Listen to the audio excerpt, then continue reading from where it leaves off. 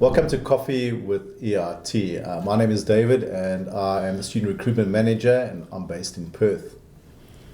So I'm Rolf, I'm based in the Melbourne campus. I look after the international recruiting along with a whole lot of the other team members that we've got dotted around the world. Hello everybody, my name is Diego. I'm also a recruitment manager here in the Melbourne office. I look after the LATAM market. So I thought maybe I'd just add a little bit. Yeah. We've got such a big team around the world. I would say our focus is basically servicing students, looking after them, giving them the right advice. And so we've got teams in South Africa, in the UK, US, Philippines, India, and various locations in Australia. And so I'm just really enjoy what I do. I'm happy to be part of the team. I was wondering maybe I guess recruitment is quite an interesting, really interesting type of job, right? It's not sort of off the shelf, out of the box type of thing. So maybe it takes a very specific type of personality or traits. I don't know what you think, Rob, because you've had quite an interesting career, and here we are together in this amazing place at EIT. That's a really good segue because this is my 23rd year in the international recruiting space, having worked in the private space. I come from a commercial background, working for airlines and hotels. And when I looked at where I would go to next, the universities and the TAFEs being government owned didn't fit the model that I liked. I like the commercialised companies where it's quick to market. In most cases, you've got decision making collectively, as opposed to a process that, whilst there's structure there, takes you a long time to get decisions made. But basically what David said, when I first came into this industry in 2002, India wasn't on the radar for Australia. There was a few people going there, but unlike today where we've got there's country managers over there, we started travelling there in 2002. We were given the chance to look at that as an option.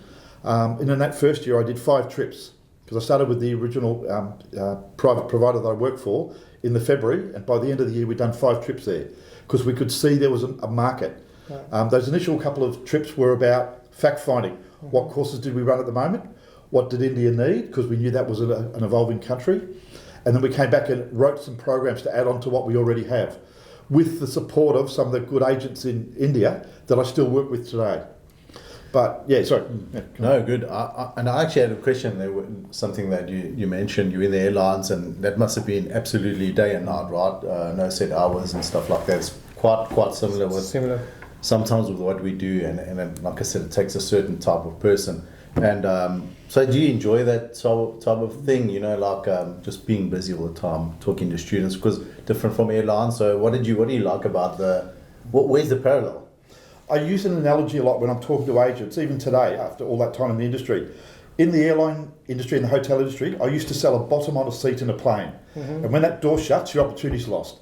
So with the skills that you've got to be able to sell that plane seat before the door shuts, otherwise you can't sell anything else. In this industry, we sell a bottom on a seat in a classroom. Mm-hmm. And you've got up until census date to get a student into that classroom. So the alignment's very much the same. And then there's the however. In this industry, we are so multi-layered and so interconnected with so many different areas of government, private, the countries that we're working in, that you probably need to know a little about a lot of things. You'll never know a lot about everything. Right. And when you do, the government changes the rules, or someone changes the rules, or we put another course in. So that's the analogy I use. And on top of that, I've got 3 key things that I always think about every day when I'm talking to a new customer, because this is a taxing industry. Mm. I mean, you've got agents from all around the world. Some of them are really forceful. Some of them are quite easy to work with. But I stay in my lane. So what do I know? What is my job? That's what I'm recruiting. Mm-hmm. Be respectful. So be respectful to everyone that you work with, and don't just let them have their say, and then you can work from there. But also add value, and that includes both our partners, our team members, and our students, who are our core of what we do. Passion is important. I think this is something we'll share. So, I wanted to ask you, what was your background and sort of how did you get into this? How did I get here? Because I myself have a very unique journey into recruitment, which is probably not standard. So, if you, let's say, an accountant, you go from an article clerk into audit manager into a CA or whatever. There's many parallels. So my journey was a bit different. What was yours like? What's your background? Yeah. Look, as Rolf was saying, and you just mentioned, my background was in hospitality. I have been in the industry for many years, and I was quite happy. I am a people's person. I enjoy talking to people and connecting with them. And one thing that sort of connected me through hospitality into this industry was the experience. We all are looking for that at the end of the day. We're looking for, what's going to be after I do this course, what is it going to be for my next job, how is it going to help me in the future. It's the same thing when you go for a restaurant, it's the same thing when you go for a dinner out. You have an expectation and you think, okay, if I do this, if I eat this meal, if I have this experience, it's going to be this way. A lot of the times I found that it's very similar here, where I speak with some of the potential students or current students, and before going into the details, the first thing we think is, okay, what's your background? What have you done before? What do you like? Tell me about you, but also where you want to go. So once we start sort of talking about what they want to do, and we start imagining and putting those thoughts into the mind of, okay, I want to become this, I want to find this job. All right, we're going to help you. We're going to help you get to that point through what we do here. So in that regards, it's quite rewarding, and it's also a bit different to a selling job where, as Rolf was saying, this is a cup, please buy the cup, you're going to enjoy it. This is a part of the journey, and some of the students that we have change their lives, when they choose to study with us or not, and it definitely makes it interesting on a day-to-day basis. So yeah, brilliant. I've got some sort of maybe a bit of a different journey. And so I started my life out as an auditor. So I did accounting and tax and administration and consulting and VAT consulting. So we worked at corporate companies and did that. So I wasn't happy because I didn't think about what I wanted to study, and I didn't actually spend enough time when I was younger to go in the right route. And so I got an opportunity because I've always enjoyed speaking to people. I enjoyed working with partners and channels. And I got an opportunity to do recruitment first in the UK. Mm-hmm. And I guess a small part of the job is to help people to choose the right course, to make sure that that sets them on the right journey. And I love working with people, and I love different cultures and working with people from different countries. And maybe that's something I wanted to check with you, Rolf. And so what's your favorite city in where you travel? And which countries do you cover? I know there's quite a lot of them, but which countries do you cover in terms of recruitment? I've been very lucky with this industry. Over the 23 years, I've been to most places in the world. China is not one that I've done a couple of trips there, but it's not my forte. I'd have to say the subcontinent is something that I have a passion for. The first time I walked off a plane in India, I felt at home. Yeah, I know that sounds crazy, but I just felt at home, and that was in the very early days. We have a privileged job. We get to go to countries that I don't think you'd even put on your bucket list. Some of my experience have been, you fly in from Singapore or Bangkok into Nepal, into Kathmandu, and if you're on the right side of the plane, you've got 10 minutes of the Himalayas, and all you can see is mountain on a clear day. And Diogo, you've got you've got a few years under your belt now, and perhaps I don't know, what's your favourite city to travel to? As Rolf was saying, the first time that you go and visit a new city, it always stays stuck into your mind, and I think Brazil was an absolutely fantastic country. Rio is a beautiful city as it is, but the one that I'm not going to forget is Sao Paulo. Sao Paulo, I could not speak enough of what the city is. The sheer size of Sao Paulo, it was absolutely stunning. The culture there, it was what they told me it was going to be. So I visited Rio first, and then I visited Sao Paulo after, and they say in Sao Paulo people work and study. That's it. And I went, okay, yeah, sure, I'm sure people do that. And then as soon as I go to Sao Paulo breathe work. So they study. I think the people are driving, working, and studying all at the same time. But it is amazing to see it because there is absolutely millions and millions of people moving forward. So when you're coming in from an academic point of view, trying to sort of talk to people about improving the lifestyle, and the studies and things like that, it was incredibly welcome because they're like, okay, yes, we want to know more. So Sao Paulo, even though it wasn't Rio and Copacabana, which was as a picture beautiful, Sao Paulo is definitely going to be one of those cities that will stay with me for sure. So kind of maybe you also felt like home, like Rolf mentioned when you first time you landed in India. And I've got a similar I've got something that stuck with me for a long time, similar to Go. And so my very first recruitment trip in this industry was to a country called Cameroon. It's in West Africa. And I was fresh. I didn't know what I was doing. Perhaps at the time, confidence got me through, or stubbornness, whatever you want to call it. I was committed to make it work, and I wanted to do this job, and so I committed to going. And so I landed in Cameroon in a city called Yaoundé, which is the federal capital, very small. So you fly in over the trees, and then you land in a tiny patch in the jungle. And for me, that was phenomenal because I wasn't used to that. And it opened my mind to new cultures. And when you see that, and when you learn other cultures and you go to other countries, for me personally, it feels like your mind just expands and you actually get it. And then you start learning people's cultures and you get enriched by doing that, I believe. And so my first trip was to Yaoundé, and nobody spoke English at the airport or in the town. And so I had to figure out how to get to a place to get things that I needed. And that really helped me. But going to a memorable moment, and on that trip we traveled 5 hours on a train through the jungle to another city called Douala. And after our event with the agent, there were about 50 people in the room, and I said what I could at the time. And we went through the city, and there isn't a lot of lighting, there's not a lot of, I would say, modern infrastructure. But we drove through the streets and everybody was on these tables eating local meals under candlelight or under some sort of light. We dropped off the sound in the middle of the city, and I just felt so privileged to be able to do that because I wouldn't be there if it wasn't for this industry. And after that we went to a restaurant in an industrial area. There was about 6 or 7 people. It was dark, looking out onto the sea, out of the coast of Cameroon, and we ate something called the gambas. It's a big prawn. And it was nothing, it didn't cost anything, but the people were so lovely. And I'm sitting on the edge of this beach in the middle of Africa in Cameroon, and I just thought to myself, I'm so lucky, and I'll never forget this moment. I never did. And so that's something that stuck with me for a very long time. Very grateful for that. I wanted to ask, so we've got campuses in Perth, we've got campuses in Melbourne, we've got campuses in Brisbane. Let's talk about coffee. So in your opinion, Rolf, coffee, who's got the best coffee? Well, we're very in Australia. Look, I think I'm going to deflect that question. I'm going to pass it back to Diego, being the hospitality man. Yes, very good point. So we've got an expert here. What do you say? I will take a gamble. We definitely have the best coffee in Melbourne by far, and I don't invite anybody to prove me wrong in that regards. You can go to pretty much every corner and get a good cup of coffee here. So, Brisbane will have to step up the game. They're doing better. I was there a couple of weeks back, and they are getting better with it. I haven't tried Perth yet, so you might be able to tell us. Yeah, I'm not quite sure I'm going to be able to offer any rebuttal there, but what I can say, the coffee in Perth is good, so give it a try if you're thinking about studying there.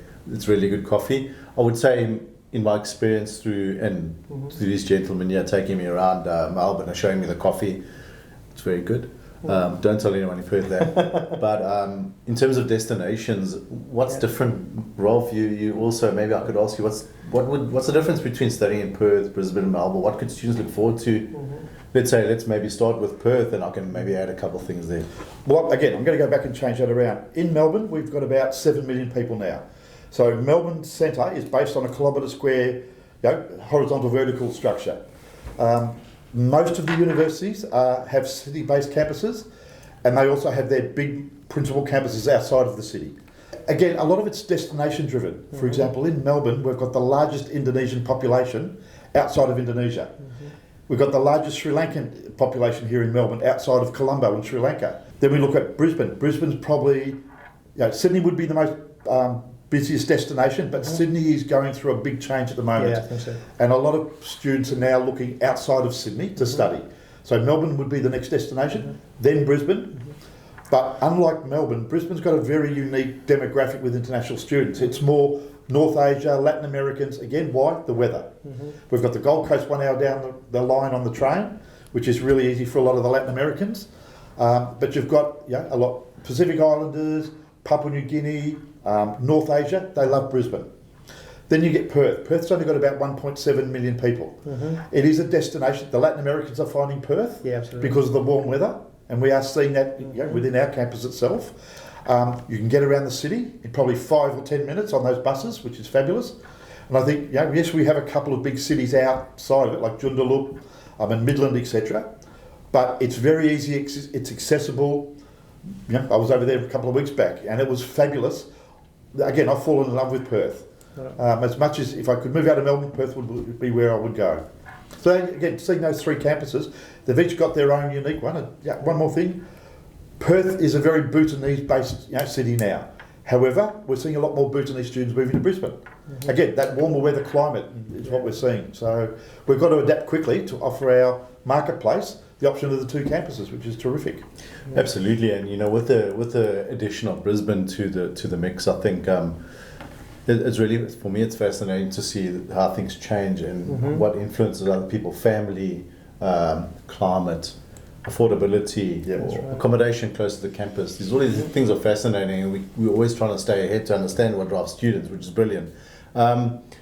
Maybe, was there anything you wanted to add, Diego? What do you? What's your favourite? What do you think is a good destination? Look, I think that again, going back to what I was saying earlier, the destination has to be attached to what you're trying to achieve. If you're asking me, would I move to Melbourne to become a professional surfer? Probably not. It's too cold. It's too far away. I'll go to Perth. I'll go to Brisbane. But beyond that, Melbourne is an incredibly cultural hub. You have absolutely everything. So if you enjoy that, there is every museum, every exposition, every art.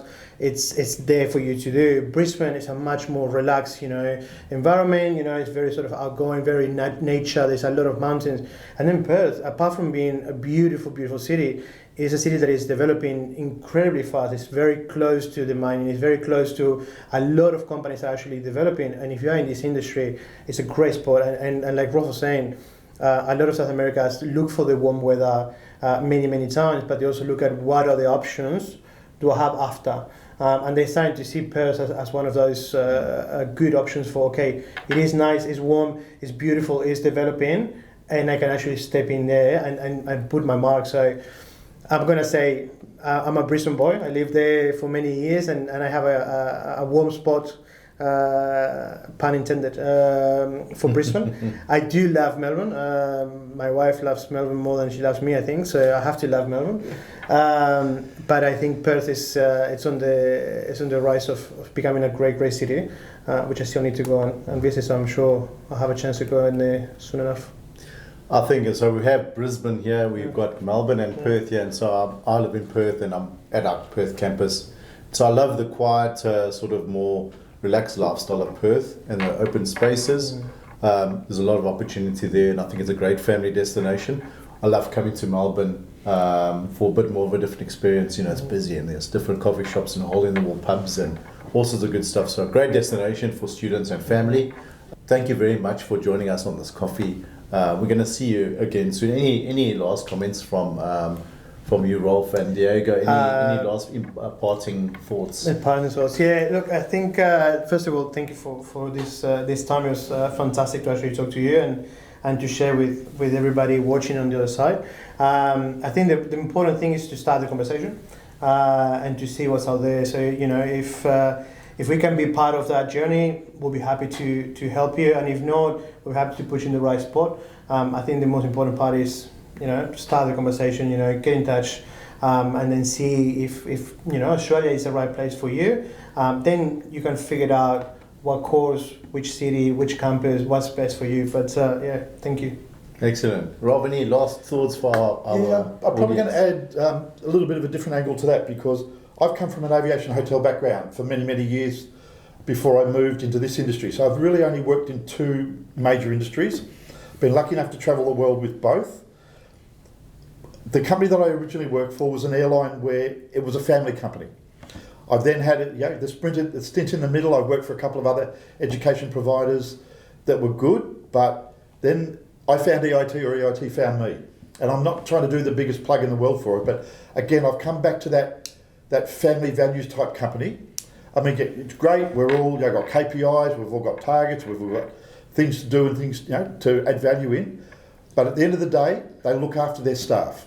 And then from that, we look after the potential students, etc., that would come and study with us. Mm-hmm. And I think a testament to that was, again, last night we won the National Export Award for Education. We're a small private provider, so against the big universities, the big government TAFEs, as a small private provider with a great focus and a multi-offering set of programs, we've beaten the big boys again. Okay? 2 times in 3 years, which is something to be very proud about. And on that, David, yeah, great. Thanks for coming over. Good to have you here. Thanks for having me, both of you guys. And we look forward to doing another one in maybe 12 months' time. Absolutely, and always a pleasure to come down to the Melbourne campus. I guess on behalf of us and the rest of the EIT family, thank you very much for tuning in. And we look forward to seeing you at one of our events, multiple events on the road. Thank you very much.